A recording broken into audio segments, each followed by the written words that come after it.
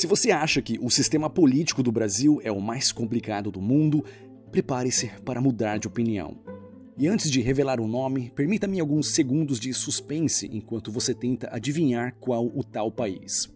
Sua capital foi o local do estopim da Primeira Guerra Mundial, ele tem a segunda menor costa do mundo e conquistou sua independência da antiga Iugoslávia após quase 4 anos de conflito nos anos 90.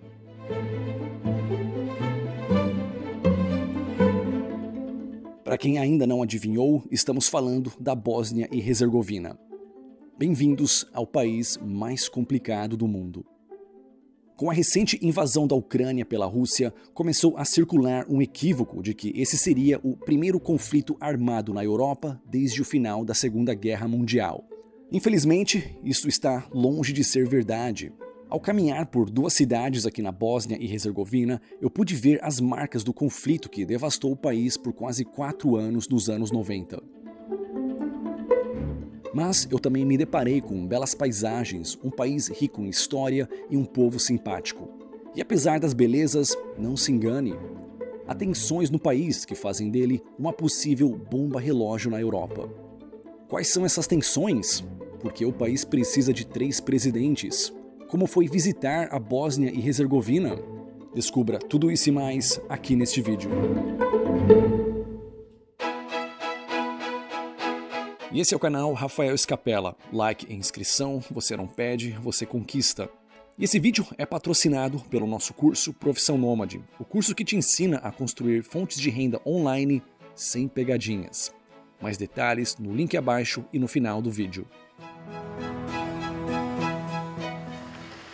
Bem, vamos começar com a parte mais fácil, que é a geografia, e daqui a pouco vai vir a parte difícil. Bem, a Bósnia fica aqui nos Balcãs, no sudeste da Europa.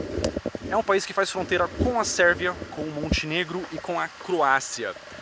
E se você olhar aqui para o sul do país, você vai ver que tem uma pequena saidinha para o mar, costa de 20 km, o que faz da Bósnia o segundo país com a menor costa do mundo, ficando atrás só de Mônaco. Mas Mônaco é um micro-país, né? Então, convenhamos, acho que a Bósnia consegue ficar em primeiro lugar com a menor costa do mundo. E o país tem 3,2 milhões de habitantes e tem o tamanho do estado do Rio Grande do Norte. Eu ia continuar, mas começou a chover, então eu vou ter que narrar essa parte. A capital do país é Sarajevo, o local onde houve o estopim da Primeira Guerra Mundial. Os idiomas falados aqui são 3 variedades do sérvio-croata, que são perfeitamente inteligíveis entre si: bósnio, croata e sérvio. Para muitos linguistas, essas são variedades do mesmo idioma. No entanto, muitos de seus falantes insistem em tratá-las como línguas distintas.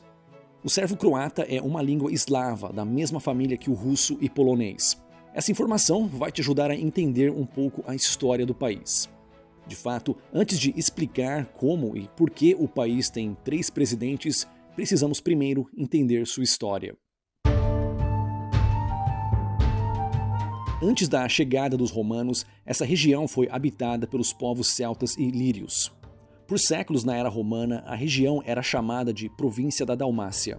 O cristianismo chegou através dos romanos e permaneceu mesmo depois da queda do império. Por séculos, essa região viu a chegada e partida de muitos povos que falavam as mais variadas línguas, incluindo os ostrogodos, que falavam uma língua germânica. No entanto, foram os povos eslavos, nos séculos 6 e 7, que vieram para ficar até hoje. Foi nessa época que começaram a se formar as raízes da Bósnia atual. Esses povos irmãos nem sempre se davam muito bem. De fato, sérvios e croatas brigaram muito entre si pelo controle dessa região. E logo, eles encontraram mais um motivo para a desavença: a religião. No ano 1054, a igreja cristã se dividiu em 2, católicos do lado oeste e ortodoxos do lado leste.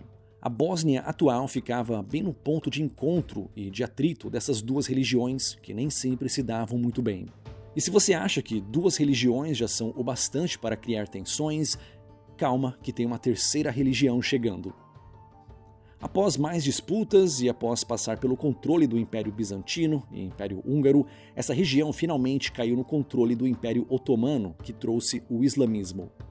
Essa nova era teve início em 1463, 10 anos após os otomanos tomarem Constantinopla. A rivalidade e tensão entre cristãos, católicos e ortodoxos foi explorada pelos muçulmanos, facilitando a disseminação do Islã nessa região. Hoje, cerca de 50% da população da Bósnia e Herzegovina adere ao islamismo. Pô, cafezinho turco, chá turco, dá pra gente ver bem aqui a influência otomana aqui em vários aspectos, né? Não só na arquitetura, na história, na religião, na culinária também. Então dá até pra matar um pouquinho da saudade da Turquia caminhando por aqui.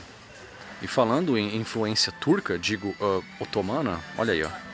Até o cafezinho bósnio aqui é muito parecido com o cafezinho turco. Após 4 séculos no comando, os otomanos começaram a perder controle sobre essa região, que acabou entrando na esfera de influência do Império Austro-Húngaro. Esse fato não combinou muito bem com o crescente nacionalismo na região. Em junho de 1914, um nacionalista sérvio, nascido na Bósnia, assassinou o herdeiro do trono do Império Austro-Húngaro, na capital Sarajevo. Esse foi o estopim da Primeira Guerra Mundial. Após a Primeira Guerra, as fronteiras mudaram drasticamente e a Bósnia, junto com países eslavos vizinhos, formaram o Reino da Iugoslávia, que reinou até o final da Segunda Guerra. Mas durante a Segunda Guerra, o Reino da Iugoslávia foi invadido pela Alemanha e a Bósnia passou a fazer parte de um novo estado fantoche, cedido aos croatas. As atrocidades aqui foram pesadas demais para descrever em detalhes. Sérvios, judeus e ciganos foram perseguidos e mortos por croatas e bósnios muçulmanos. Os sérvios também formaram seus movimentos de resistência para combater os bósnios muçulmanos, que em resposta se alistaram numa divisão da SS para perseguir sérvios e judeus. Um dos líderes de um dos movimentos de resistência dos sérvios foi o comunista Josip Broz Tito, que passou a controlar toda a Iugoslávia no final da Segunda Guerra. Dessa vez, não mais um reino, e sim uma república socialista federativa da Iugoslávia. A Iugoslávia era, em resumo, um lugar onde diferentes povos eslavos, católicos, muçulmanos e ortodoxos que se odiavam entre si foram obrigados a conviver juntos numa ditadura. E por algumas décadas, o ditador Tito conseguiu evitar grandes conflitos. Até que, em 1980, com 98 anos de idade, Tito faleceu e a precária estabilidade do país começou a ruir. Todos os países do bloco declararam independência. A Macedônia do Norte, que eu mostrei num vídeo anterior, foi o único que conseguiu sair dessa bagunça sem violência. Já a Bósnia estava numa situação muito mais complicada. Com 3 grupos étnicos que não confiavam um no outro, como decidir quem assumiria comando do novo país? Foi aí que iniciou-se a Guerra da Bósnia, que durou mais de 3 anos e só acabou em 1995. Nesse conflito, houve cerca de 200 mil mortos, incluindo atos de genocídio, limpeza étnica e atrocidades cometidas por todos os lados. A capital, Sarajevo, sofreu um cerco que durou cerca de 4 anos e, mesmo assim, a cidade não caiu. Esse foi o cerco mais longo de qualquer guerra da era moderna. Após intervenções da ONU e da OTAN e muita negociação, finalmente um acordo foi assinado em Dayton, nos Estados Unidos. E de acordo com esse acordo, o país teria 3 presidentes, um representando os croatas de maioria católica, um para representar os sérvios ortodoxos e outro representando os bósnios muçulmanos. Após o fim desse conflito, ainda houve mais um conflito menor, quando o Kosovo, de maioria muçulmana, resolveu se separar, ou melhor, tentar se separar da Sérvia. Mas essa é uma história para outro vídeo. Com todos esses conflitos e tantos mortos, é um erro dizer que a invasão russa da Ucrânia de 2022 é o primeiro conflito armado na Europa desde o final da Segunda Guerra. Ainda assim, vemos esse equívoco sendo repetido por vários canais de televisão e pela própria vice-presidente norte-americana. E é muito difícil caminhar por Mostar, aqui ou por qualquer lugar da Bósnia, sem se deparar com lembranças do conflito que houve aqui nos anos 90. Essa casa, por exemplo, aqui atrás de mim, vocês reparam, há marcas de tiro ali. E nós vemos isso por toda parte.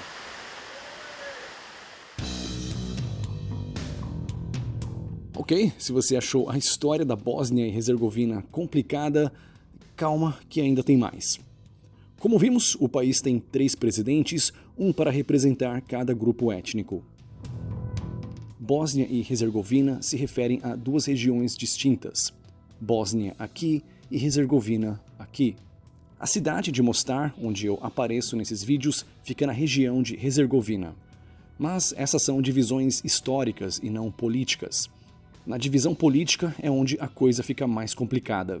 Aqui temos 2 regiões autônomas, a República Srpska, de maioria sérvia, e a Federação da Bósnia e Herzegovina, de maioria croata e bósnios muçulmanos. Há também uma região menor chamada Distrito de Brčko, que é autônoma e não pertence nem à Federação e nem à República Srpska. E como se não bastasse a complicação, vejam só os nomes que eu tenho que tentar pronunciar. Onde estão as vogais? E se você olhar com atenção ao norte do país, vai notar que há 2 exclaves que pertencem à Federação da Bósnia e Herzegovina.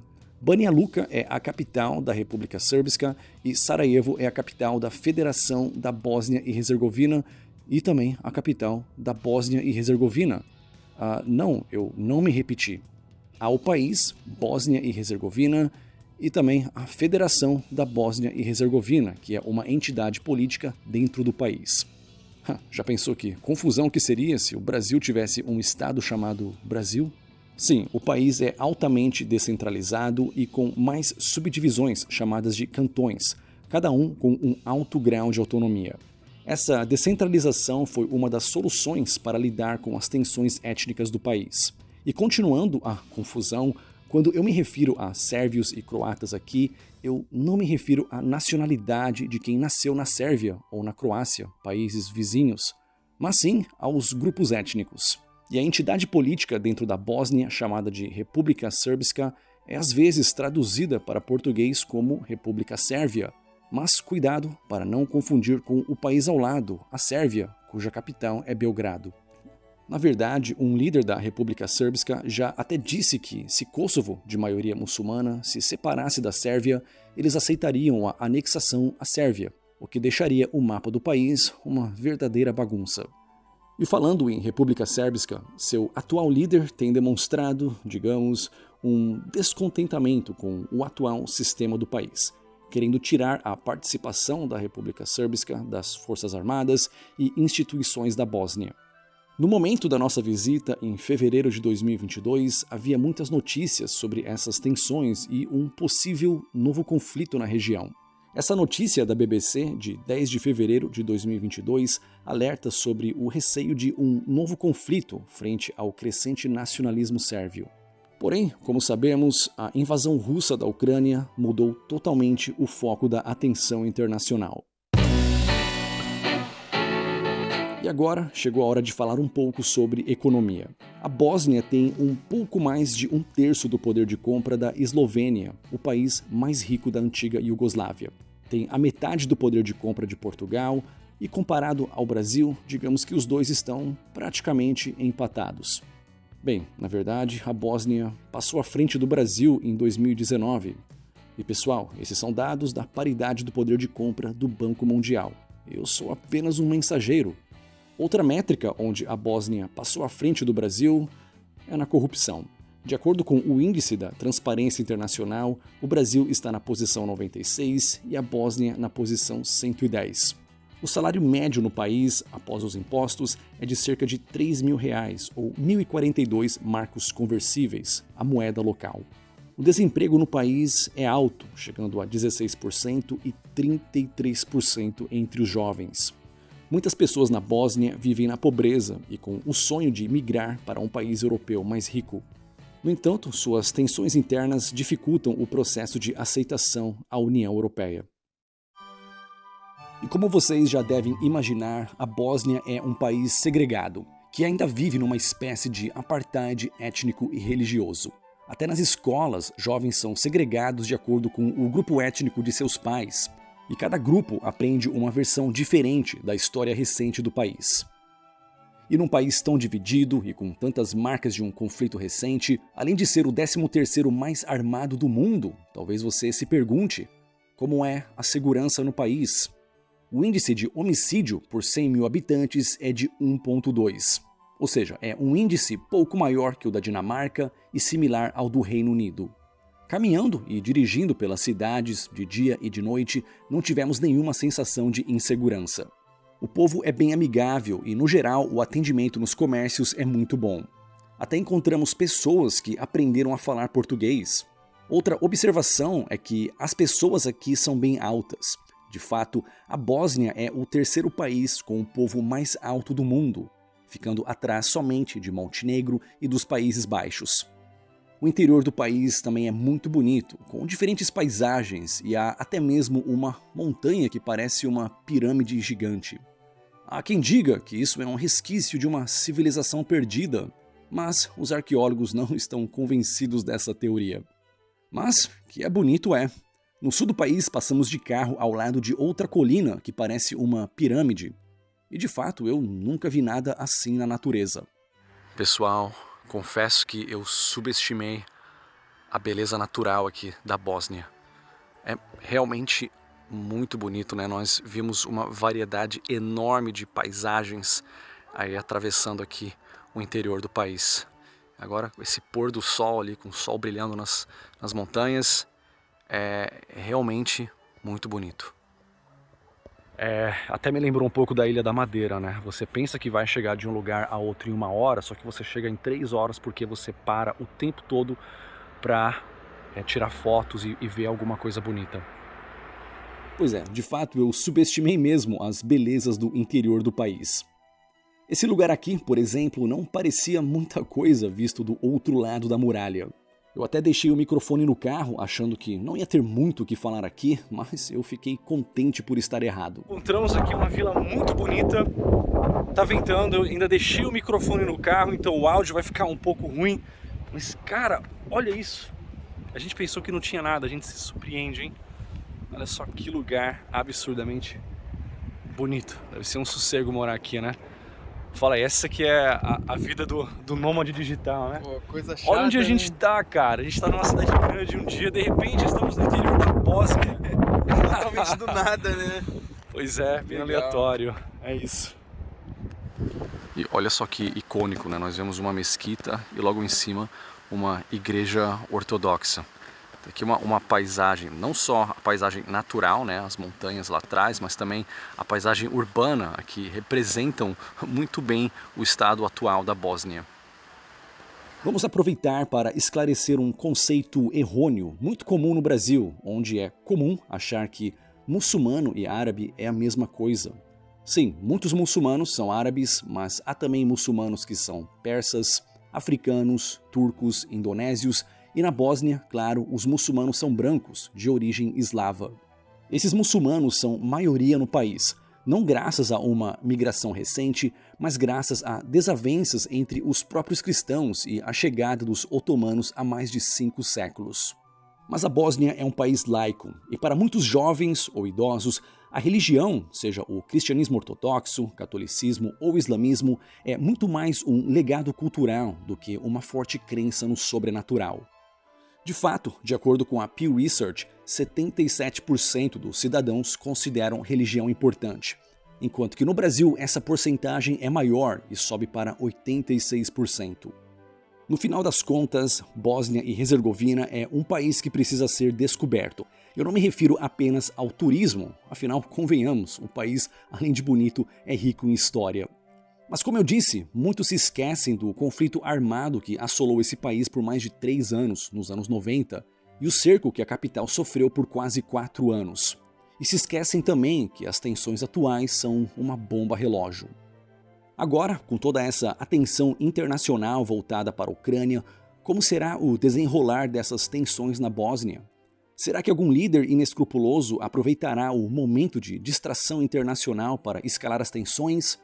Ou será que a guerra na Ucrânia despertará memórias dolorosas do conflito recente vivido pela Bósnia, fazendo com que o país fortaleça ainda mais a paz que já dura 27 anos?